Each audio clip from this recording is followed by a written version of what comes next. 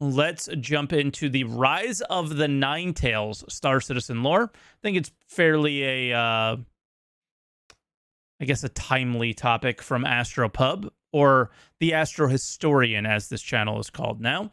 I'll go ahead and copy the link and post it in chat right now, and I'll do that at the end as well. The 29th century had witnessed the rise of a crusader for justice, one that catapulted a small shuttle manufacturer to one of the most influential companies of the UEE.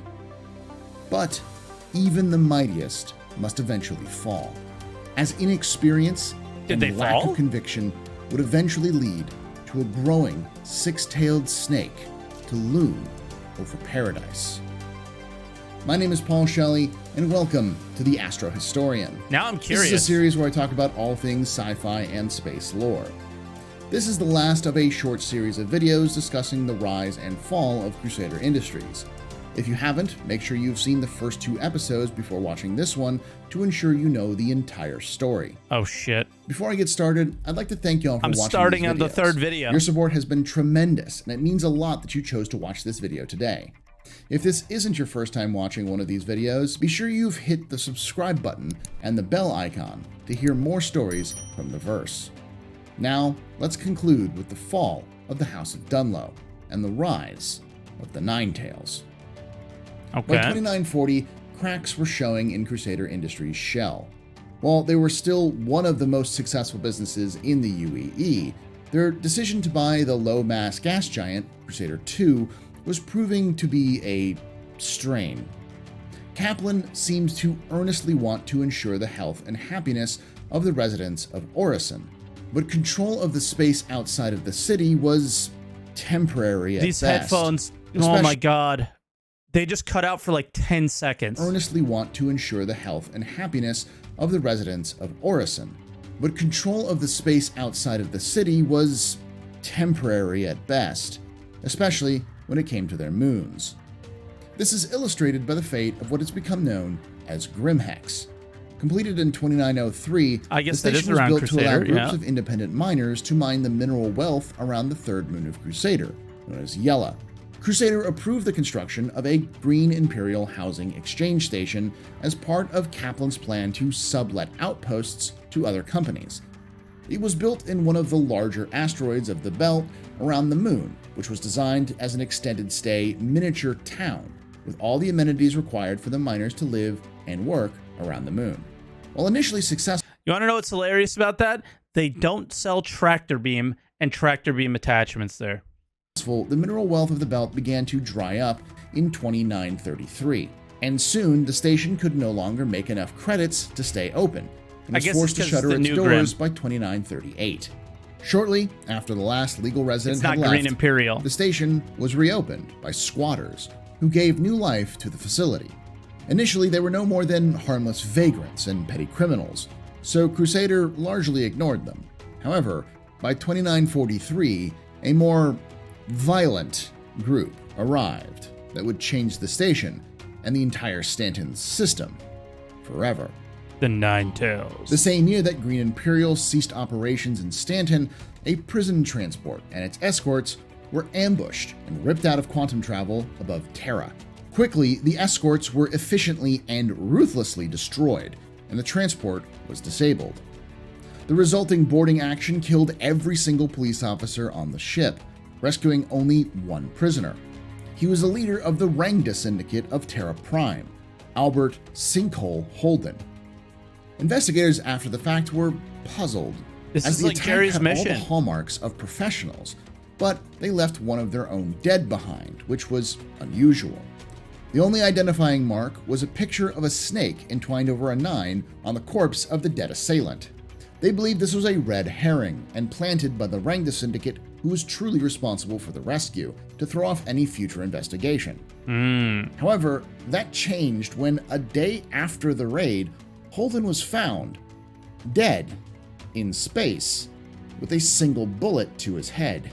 No one knows why the group went to all the trouble of freeing Holden only to kill the syndicate leader themselves. The group was next seen in a heist of a caterpillar filled with valuable resources over Magnus. And over the next several years, the gang became more and more prolific, and were linked to incidents in over a dozen systems that involved abductions, murderers, robberies, and the destruction of public and private property. Soon, they became known as the Ninetales. While it's unknown if they called themselves by that name at the start, they do seem to It's about embrace the sending name a message, now. damn right. But most insiders from the gang seem to refer to themselves as simply the Nines. But there is still some confusion as to the iconography and meaning behind the gang itself. Their colors are consistent, a dark blue, turquoise, and neon pink, and while their main symbol is a stylized 9 using blocks, the rest of their gang attire seems to indicate different origins for the name. On their armor, they often have the Japanese kanji for the mythic nine-tailed fox known as the kitsune. This creature is a shape-shifting trickster demon who can cause misfortune to others, but can also be seen as a positive protector spirit. However, lower-level gang members wear jackets with a snake wrapped around a number 9. Snakes are also part of Japanese mythology. Are there different but are factions, also maybe? fairly prevalent in Japanese organized crime in the form of tattoos. These are worn as symbols of good and bad luck, often interpreted as to mean there is power and wisdom in going through bouts of bad luck and bad times, that through the struggle you can be mighty. I see. While it isn't certain, I would speculate that the Ninetales have adopted the ancient Japanese icons as a way of grounding their gangs in the identity of the Yakuza of old. The fact that their lower-level enforcers are the only ones to wear the snake is symbolic of them having to do their time before rising the ranks. This would mean that their name actually is a reference to the kitsune, as their higher-level gang members proudly inscribe their armor with the proper kanji. Thus, they seem to revel in being powerful agents of chaos, like the nine-tailed fox of legend. After 4 years of seemingly random attacks, in early 2942, incidents involving the Ninetales suddenly stopped. Law enforcement officials secretly hoped that internal divisions might have finally ripped the gang apart, but they were soon to be proven wrong, as they re-emerged in the old Green Imperial Station around Yella, now known as Grimhex. The Ninetales made the residents a simple offer: either support the Nines or die. The residents put up little resistance to the takeover. According to sources, anyone who opposed the gang got tossed out an airlock. They were all Those just high offering no anyway. objections were allowed to stay and potentially prosper. They protected their new home fiercely and established a working relationship with the local smuggling ring, partially run by Wallace Klim, and a local info broker known as Rudo. Together, the Ninetales began to expand their operations, reaching the full length of the Stanton system. Initially, when confronted by Crusader security, residents of Grimhex denied that the Ninetales had So Wallace and Rudo are essentially Ninetales people. set up shop in their station. But by the time this was proven to be untrue, the Ninetales had grown far too large for Crusader security alone, who was proving to be far too under-equipped and trained to deal with the escalating threat.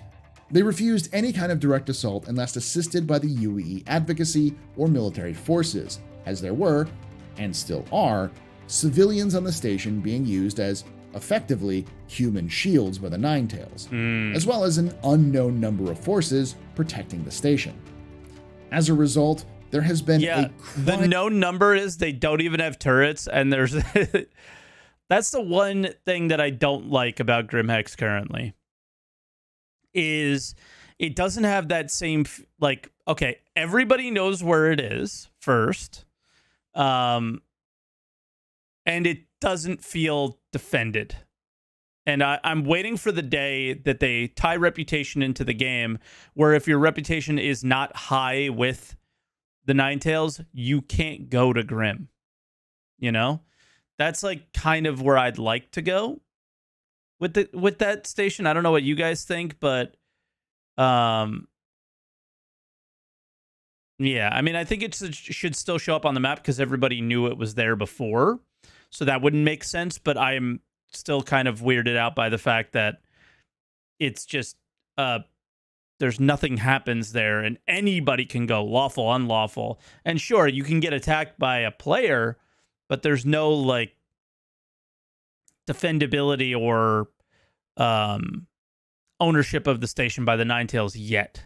Crime wave that has swept through the Stanton system. The Nine's activity has possibly encouraged other rival gangs to set up shop, like the Dusters and the Nova Riders. Or those, and they are I guess, almost yeah. assuredly directly responsible for the rise of a powerful rival syndicate, the Ottoni Syndicate, setting up shop in Stanton, as their injuring of Ticia Pacheco caused her to lose her job with Blackjack Security and into the arms of the syndicate, setting up the potential for a gang war fought for the future of Stanton. Oh, okay. Topic for another video. They also led to one of the most influential events in the system's history, the Jumptown Wars. A drop in the price of minerals caused a strain on many local independent traders' livelihoods. At the same time, due to a rise in criminal activity and lack of oversight, a lab was built inside an abandoned research outpost on Yella, nicknamed Jumptown, to produce the popular recreational drug known as Widow. Local smugglers had been buying the drug and selling it in Grimhex for some time. However, when the word got out that there was a significant profit to be made, former legitimate haulers and mercenaries got in on the deal.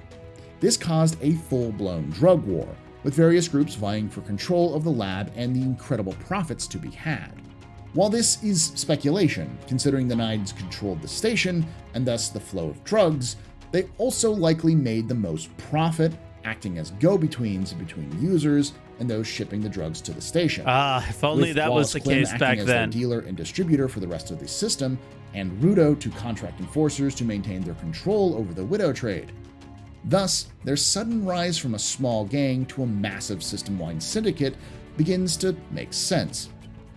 It is at this point that the UEE government began to recognize that Kaplan and Crusader were no longer in control of the situation, routinely requesting her presence in Congressional Committee on the Interior to answer for the rise of criminal activity in the system she was trusted to maintain order in. The UEE was nervous because similar situations had played out to devastating effects multiple times. Both the Nexus and Pyro systems were claimed by corporations that fell apart shortly after, allowing for violent criminal elements to take root and become major hazards for surrounding UEE systems. The government was already dealing with the financial and political fallout of having been forced to retake Nexus from criminal groups that had called the system home for almost 300 years. And they did not want a repeat of Nexus in Stanton.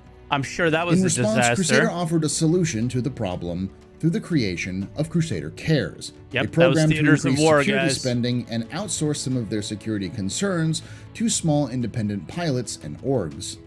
This was the brainchild of Intembe Wilkins, a brilliant and resourceful young up-and-comer who had headed the Crusader-sponsored Operation Sword of Hope to bring relief supplies and aid to the war-torn planet of Charon. His experience in working with mercenaries and security personnel while not upsetting the humanitarian crisis on the planet made him the most qualified to deal with the spiraling crime situation in the system. It is yet to be determined if this initiative has proven successful, but it does mark the start of a change in how Crusader Industries has approached its business.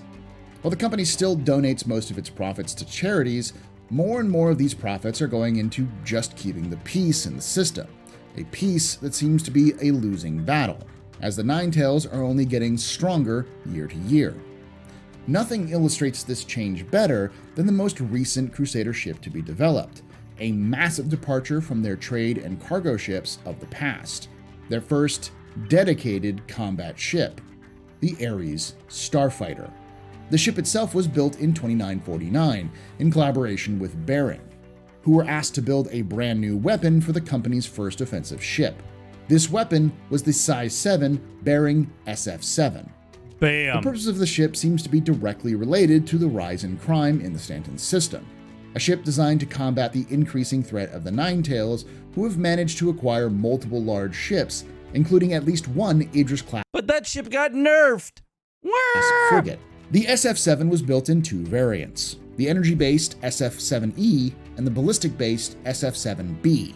As a result, there was two distinct variants of the Ares constructed, with the SF-7E going into the Ion and the SF-7B going into the Inferno, both designed to work together in packs to deal with ground and space-based targets.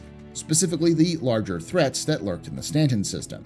In the end, the Ares is still a Crusader ship, and has the same ruggedness and ease of maintenance as its older relatives, and is seen by Crusader as a smaller and yet so more cool practical looking, man. solution to frontier defense against larger sub-capital and capital ships, both of which are more and more ending up in the hands of larger criminal organizations, especially in fringe frontier systems. The ship only released at the end of last year, 2951, and has some mixed reactions from users. Unfortunately for Crusader, the ship did not make it in time to deal with the biggest direct threat that the Nines have ever attempted against the company. In August of 2951, the Ninetales blockaded one of the Crusader-owned L-Point stations. Crusader security was forced to call in local mercenaries to deal with the issue. While eventually the Ninetales did retreat from their blockade, the full purpose of the entire event is still unknown. However, the Ninetales have repeated this over and over for almost the entire year, putting pressure on Crusader security, who has routinely been forced to rely more on contract help. A pattern has begun to emerge. As Ninetales have grown more bold, Crusader security has struggled to keep the peace, with more of their supposedly safe zones being infringed upon. Now, the threat is looming over the Prayer City itself, as rumors of a Ninetales action on the city of Orison have begun to circulate, an action that may break the backs of the overstretched group and bring the horrors of these self-styled demons to the front door of paradise. It seems like the house that Dunlow built is teetering on the edge of disaster. A disaster where a single group or person, like yourself, might be the difference between chaos and order, between keeping the dream alive or seeing it fall to ruin. For now, only time will tell. I hope you enjoyed this in-depth look at the rise and fall of Crusader Industries. His Be sure to stay up to date with good. future videos like this by subscribing to the channel. Let me put the link again. I'd like to thank you for watching, and I'd like to thank those on screen now who support me on Patreon to keep this content going. I'm currently trying to raise enough to hire an editor who can help me increase the quality and quantity of videos coming, including a timed Patreon exclusive where I cover the entire history of the Star Citizen universe, from the very beginning of what we know to today. If that sounds like something you enjoy, think about joining my Patreons for as little as $5 a month. Now, what do you think? Is Crusader doomed to fall? What is the long-term plan of the Ninetales? Let me know what you think in the comments below, and as always, remember, Ex Historia ad Astra. Awesome video. Thank you, Astro. That was cool. So I'm still, for me, the Grim Hex, man. The Grim Hex thing is where I want to see the next bit of work done when it comes to the Ninetales. I want to see Rep tie in to whether you can go or not go there. And then what that turns into is what is purchased there, what is sold there, what is done there is kind of something that you need to work towards and achieve. And if you have your lawful character, maybe you won't be able to go there, but you can create an unlawful character and go there and participate in things. But that's kind of the direction that I want to see. Whatever happens with the Ninetales, be centered around Grim. That's what I want to see. But thank you again for the video. That was awesome.